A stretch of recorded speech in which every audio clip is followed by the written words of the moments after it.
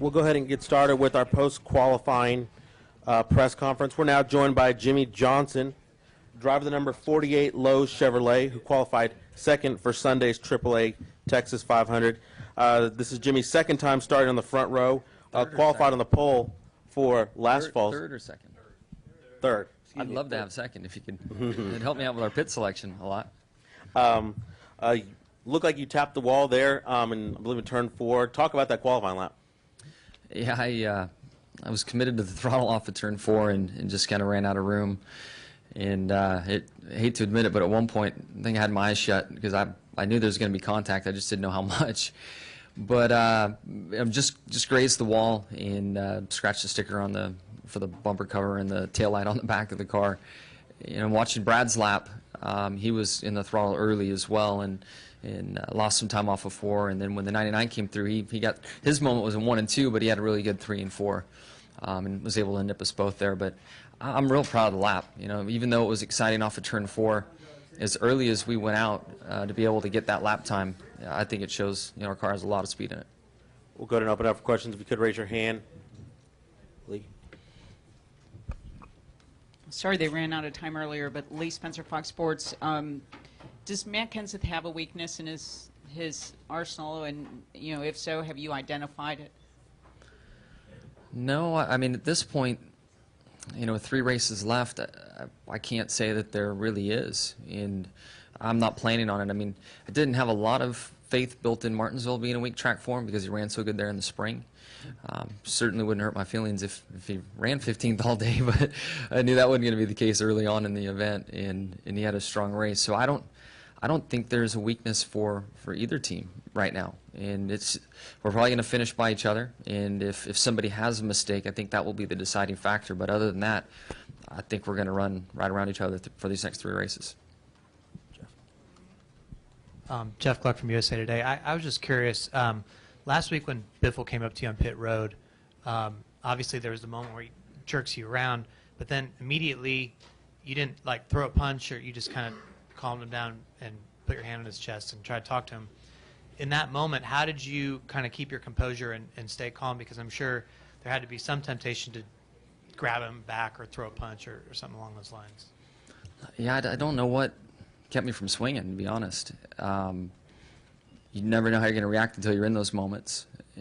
After I realized who it was, because as you were standing there, I was caught off guard. I didn't know where it came from, and was shocked to see Greg because we were on track and roughing each other up pretty good for quite a few laps, and I thought that everything had simmered down and was gone.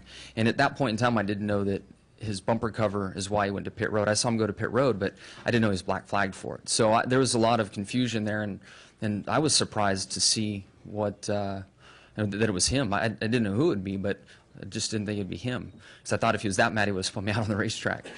And then, again, my lack of knowledge of knowing that his bumper cover was why he was so upset, I was talking to him about how we had contact in the first place, and the fact that I was inside of him going into turn 3, which instigated the next 5 or 6 exchanges that we had. So again, my mindset was on something else in general, and I was trying to collect my thoughts. And then truthfully, the most important thing in it all, after he grabbed me, the look in his eyes, I don't even think he looked at me. He was looking around me and saw all of you standing there. And I think he was just as shocked that he grabbed me like that as anyone. And I've been in a couple fights, not many, but he didn't want to fight. He was just pissed. So I think at the end of the day, that was really the energy, in that moment that let me stay calm and just kind of handle it how I did. Bob? Bob Parker, Sporting News. I assume you were all just worked on qualifying in practice. I mean, you only did 7 laps. Are you that confident in race setup, or is your plan always mostly qualifying first practice? Well, we were here and tested last week? Yeah, something like that. We came here twice. I'm a bit confused which time we were on track. But we had very similar conditions on the second day of testing. And Chad loves to have a plan and to work through a plan, and we executed well during the test and had a very productive test. And coming back, we had a plan to work on just race runs today. I'm sorry, just qualifying runs today, and focus on race runs tomorrow. So it's nice being able to test, especially so close to race time, and things buttoned up in the car that you wanted to use, you test with, and all those kinds of things. So worked really well for us today. Any other questions for Jimmie? Thank you very much. Best of luck. Dustin? Oh, one more, Dustin. I'm sorry. Thank you, Dustin Long, Motor Racing Network. So with all this testing and all this planning, what's the purpose of practicing tomorrow then? I mean, what more is there? I mean, I know you can always find more, but how do you approach tomorrow? What's the goal of tomorrow? Yeah, I mean, for the guys that tested, we'd love to see rain out to some degree, and you just have to line up and run. You know what you have under your car, but it'll be small changes. It'll be trends. The 20 had a tire issue when we were here, so I'll try to validate a longer run and make sure that there's no issues. So it's very small things, to be honest, and just to get a temperature on the track, and how its grip level is and what adjustments might work. So pretty fine adjustments tomorrow, though. We won't be changing A-frames and springs and all that kind of stuff. It'll be pretty minor.